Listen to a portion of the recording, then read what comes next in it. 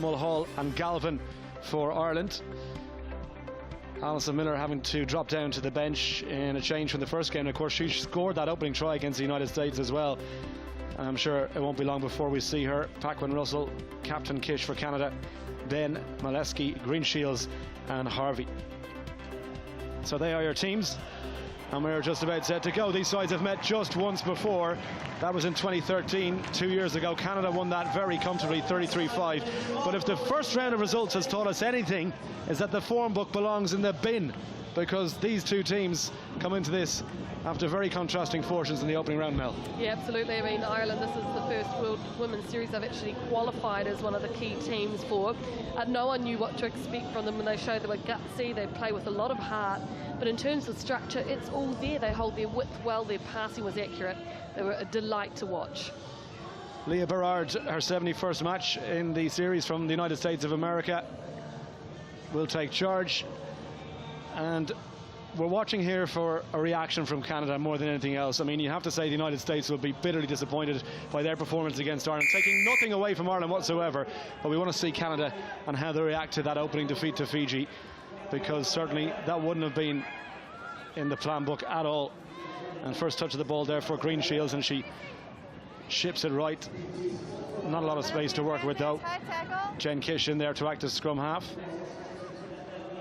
And Canada run this one from just outside their own 22. Ireland, key feature of that victory against USA was their defence. They didn't miss too many tackles, and when they did miss them, they weren't in key positions. And they're going to be tested defensively here now, but Canada pass doesn't go to hand. And Molesky has to pick that one up off the deck. Beautiful piece of skill, and then tries to go over the top of the Irish cover tackle. Doesn't let go on the ground, and Berard says penalty Ireland for not releasing. Great work for the girls in the green jerseys, because Molesky a little bit isolated on the outside there. I mean, she did a good job initially, but by herself. See that lovely little step in and out. Nearly ran over the top there of Flood, but well done to Ireland. Well, they leave nothing behind in terms of commitment, Ireland, as the captain, Mulhall, takes it over the halfway line there for Flood. And they're going to come this near side. This is Megan Williams, the big tall figure. Nice little offload as well. As far as Murphy Crowe. Didn't start the first game, but she's in. And a chance to make a mark for herself. That was a dangerous pass to Lucy Mulhall. And she did well to hang on to that one. You never want to see those high passes coming with the defender lining up, because you know the ribs are going to take the brunt of the damage. And that's exactly what happened there. Canada with good strength, trying to turn this one over. Almost doing it as well. Brittany Benn with powerful wrestle for the ball there. That's what Brittany Benn is very good at, that tight work at the tackle ball area, trying to thieve it away with her upper body strength. You don't see John Tate lose the cool hardly at all, but I imagine he was pretty unhappy by the performance of Canada against Fiji. I think the hallmark of this Canadian team is that they play the wide-to-wide game very well. But with three of their key players injured, they seem to have lost a little bit of the X factor in the middle of the park. And so that's the ability just to look for where there might be a hole or a line break, instead of just relying on your structure. And all of a sudden, that woman there, Jennifer Kish, well, the responsibility falls on her shoulders, because she, as you can see, is so experienced. Line out goes to the captain. She was looking to get it away off the top, but had to take that into contact. There's the experience of talking about. Russell, big player in that first game. Tackle goes in. Chance for Ben now. She hits the ground. The Irish terrorising in their defence and really aggressive in the tackle. Hold there too. You know, most of these players from Gaelic Games background, the contact area is not something that will come naturally to them. It's something they've had to develop, but their tackling so far has been brilliant. Has been, and you know, I guess the thing about Ireland and that instinct was that they had numbers to the ball, whereas when Ben took it in, once again by herself, no support players there. And they've just got a really good mindset when it comes to rugby. These girls, instincts at the breakdown, they're very good. So the take there by Stacey Flood. Nice little switch and a pass to their captain. Mulhall with the offload. Chance for Ireland. Audrey O'Flynn Canada got back. Paquin made the hit. Still there for Flood. Looks for Mulhall once more. She made the initial break and the offload doesn't go to hand. And it did go forward. And Ireland will leave nothing from that particular attack. But exciting play from the girls in green. Well, they call that direct sevens, don't they? Straight up the middle of the paddock. What a pity there wasn't just a little bit more pace there from Hall in the end. Of look at that. I mean, the pass, you know, I think it was the right option, but just the execution. Louise Galvin was coming onto it, and she scored in the opening game. Here's the feed. Canada scrum. Molesky fires one out. Here is Brittany Benn looking to run across the pitch and create room for outside for Harvey. Well, does she need her? The handoff, oh, just went with the offload, Sonny Bill style. Didn't pull it off though. Not too many can. That's why he's such a legend, but you can see what she was trying to do. Yeah, you certainly can, and it's nice to see Ben go on the outside of her defensive part, but yeah, you just saw it there, not able to get it away. She's actually had a busy game in this one and the last. Doesn't shy away from the contact area, Brittany Benn, as Mel was saying. Physically very strong.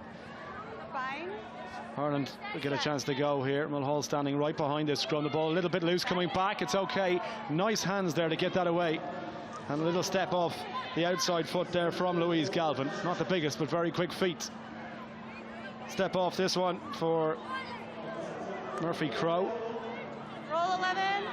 Ireland trying to recycle the ball. A little bit slow to come back. Taken up this time by Baxter.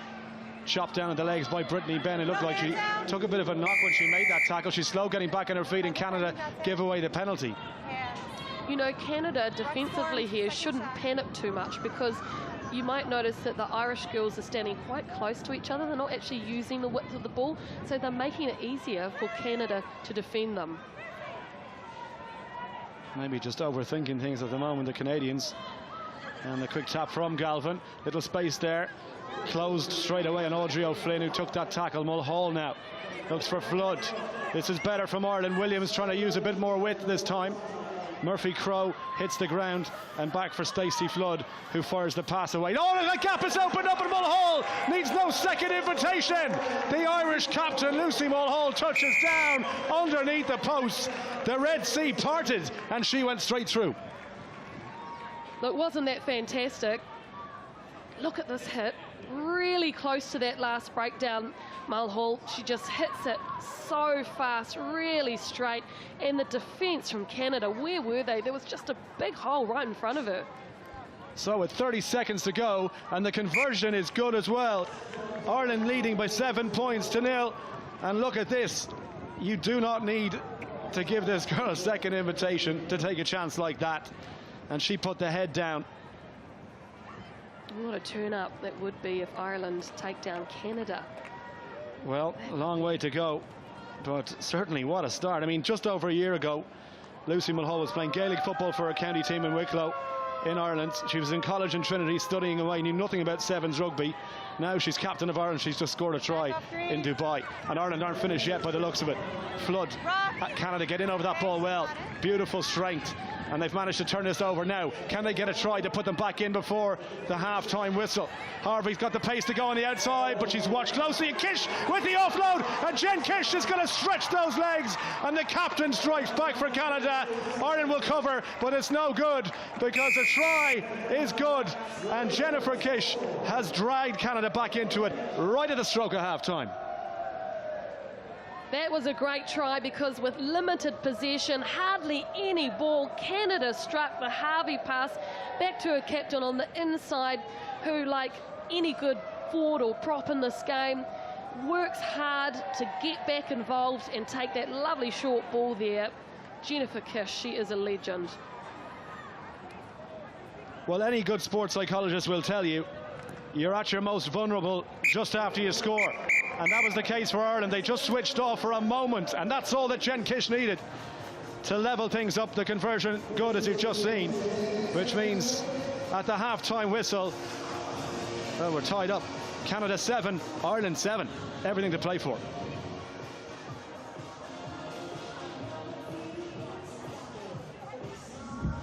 Okay, let's take our first breath. Here we go. 1, 2. 3. Okay, good. Hey, great job. That was right. We had a couple unlucky calls in the breakdown, but that was textbook. Get up and challenge that breakdown. Right? We said they're going to come after ours, so we just got to make sure we're latched there early in those hanging kicks. Let's get the pod. Let's get a pod in that middle spot. Right? They kick twice, so where you are, Kelly, in case you go to her, get lifted, okay? And we're right into structure. We'll have two-side attack right away. It's our kickoff to start the second half. So let's look, right? Whatever's options open, there go pods. Let's look for Kelly. If they don't, let's look for the bingo, okay? Hey, this game, ladies, they're playing one pass basically and trucking it up. They're challenging them to tackle. So we can get a little bit tighter, right? Our A's and B's and our C's, because they're not looking to that pass. Still got to point up who we have though, all right? Okay, recognize when they tuck, it's time to pinch down hard, okay? All right, let's go, roll. Okay, guys, it's nice to stay calm, okay? Keep staying calm. We just keep the belief, okay? And let's stay in structure. That's gonna win us this game. Team on 2, 1, 2. Team! 30 seconds at a time, guys. Mel, have you ever considered a change of career to head coach? Because exactly what John was pointing out there, Ireland playing the narrow game, keep the defence narrow for Canada, and they should be able to take care of whatever comes at them in the second half. I coached for 2 years after I retired, and I was a complete witch. I'd actually have to change my personality a bit. You've got to be a bit more caring and stuff these days. Oh, don't do yourself down, Mel. It's too hard. So, obviously Ireland, well, maybe they might vary things up. I mean, they do have a couple of interesting names on the bench. I did mention Alison Miller as well, Emer Considine, if they want to bring a different feel to this game, but interesting to see how Canada managed to handle the Irish attack in the second half. By no right, by no means should Ireland be able to put it with Canada. I mean, they've been playing for 4 seasons now. This is a very good Canadian team. Well, we've got one half to decide the winners of this one. Nothing to separate them at the first whistle, and Jen Kish got up quickly there to make that, but she had to let it go. The referee playing advantage. 7 red, roll, please. Not rolling away. Clear instructions from Leah Berard there, the United States official, and Ireland waste no time launching the attack over the 10-metre line, trying to get quick ball and catch them, but they can see the penalty, not releasing on the ground. You could see back on her knees. You gotta let go. Referees will punish you at the breakdown all day long for that. Oh, what a great break this was. Just straight ahead, and defensively the read there from Maleshki completely off, but Harvey cleaned it up as every good sweep does. And then Canada get the penalty too, so just get a little bit of pressure off them. So Mandy Marchak has come in onto the wing for Canada, and little show there from Maleshki. Decides to go left. Russell gets a touch of it, and so too the speedster Paquin trying to go the outside. Where was that tackle? It was high, according to the referee. Well, yeah, that was Baxter on the outside there, I think. Oh no, apologies, it wasn't Baxter. Murphy Crowe. Yeah. And basically, when you pull the hair, you're gone. That's considered a high tackle. And there's a lot of hair to pull there. There is a lot of hair.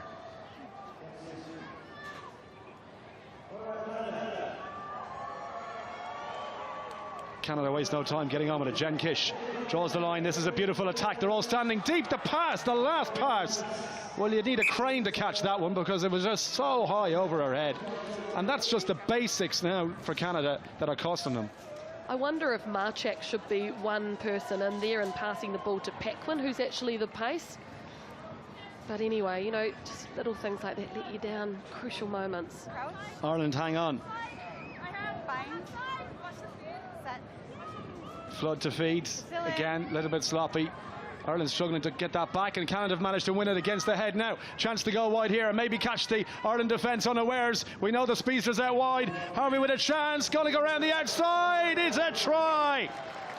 Magali Harvey is in the corner, no doubt about it. Just confirmation from the assistant referee, but you give her room on that outside. She's gone. Beautiful to watch, isn't she? And this time Paquin got it right. Good pass to her. She runs it up to the line perfectly out wide there to Harvey. Little bit of magic in the old footwork there for Harvey. She is a brilliant finisher. That little stop-start, that made the difference, because I tell you, Murphy Crowe was across and she had her within range, but the little hesitation made her check her run. The conversion attempt looks not bad from here, but direction just left and wide. So 4 minutes to play, and Canada get their noses in front for the first time. Yeah, very accomplished 15-a-side player too. Magali Harvey, Player of the Year a couple of years ago too. She's been in and out of the Canadian squad, but, you know, if she's in good form, watch out.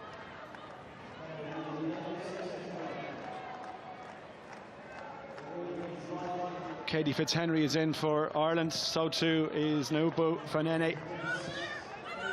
Of course, the wife of George Naupu, playing with Connacht at the moment, flying high in the Pro 12, which is the Celtic League. And she gets a chance to try and make a mark in this game. Canada come through and they were legal according to the referee. And again, it's a chance to try and catch Ireland out. Chance on the outside for Pak Nguyen. Murphy Coe comes across and she is quick. Good tackle. Kish forced to offload as well. Canada still have it. Pumping the legs, needs a bit of help. Kish on her shoulder. Does she? Oh, is she there? Did she drop it? We're going to have to go maybe to the RVR. What does the referee say? Pass forward. Green scrum. No, no need. Yeah, ruled it a knock on. She was right there, Bernard. Well, Molesky, good strength, but let's have a look at this. Here's the crucial bit. Marcus here, please. Thank you. Yeah, I think she's got that right. Absolutely. Just popped out of her fingertips at the end. Oh. Wow. Well, maybe not from that angle. Well, maybe a look at the RVR. I'm going to eat would have my given the sock with referee a different interpretation of that one, because it didn't seem a huge amount wrong with me. Oh, well. Any downward pressure on the ball is good for a try. That's Mulhall right. takes the tackle. Ireland 2 minutes to get a score. A converted try would be good enough to steal this game. They got to get possession though, and now the heads are starting to go a little bit because the basics, and you can see the frustration. Yeah, probably best to move it out of that contestable area there, Ireland. Now, Harvey's come very wide here. You know, a one-on-one in this situation with only, what, 20 metres to make. You'd fancy her, but... And not only that, it gives Pak Nguyen even more space to attack on the outside too. Exactly. No room to hide in sevens rugby, particularly in that back line. 3-on-3. Here's the feed. Chance here, drifted across the pitch. The interception almost came off. Well, you can see, in fairness, what Galvin was trying to do, but advantage being played to Canada. One-on-one now. Tackle has to go here. Tackle has to go. It's not going to go. And she's in again. You can't do it. Down. See us straight down. Come on. Straight down. Are you happy with the grounding? Is there separation between her hand and the ground? Check it. You're not sure? Okay. RVR. We're going to the video referee to check this one, Mel. Specifically the grounding that Berard was questioning. Let's have a look at it here. From first glance, it looked okay from us, but let's have a look.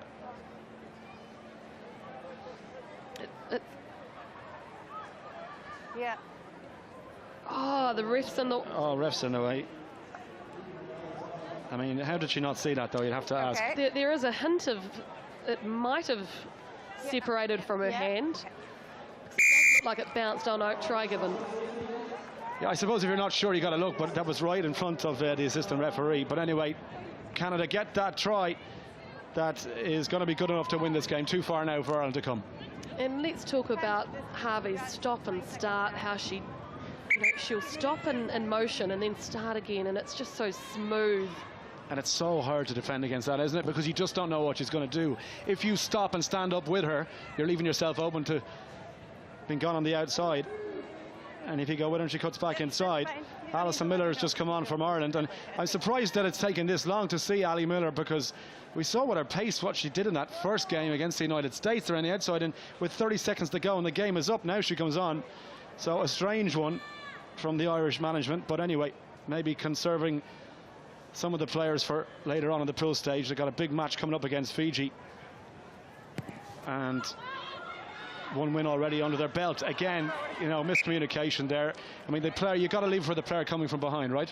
Absolutely, and then there has to be the communication from the player coming up from behind too, to say, I've got it, I've got it.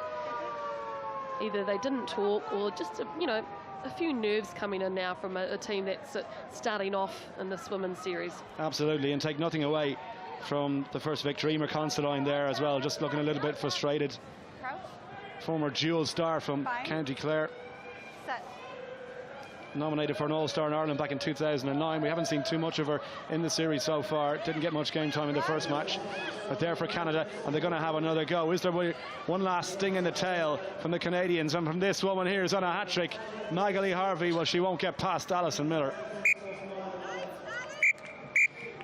And there is the full-time whistle. So after a bit of a fright in the first half, Ireland storming ahead, Canada gathered their composure, did the basics well, and came back. And a comfortable victory by 10 points in the end. 17-7. Canada are off the mark.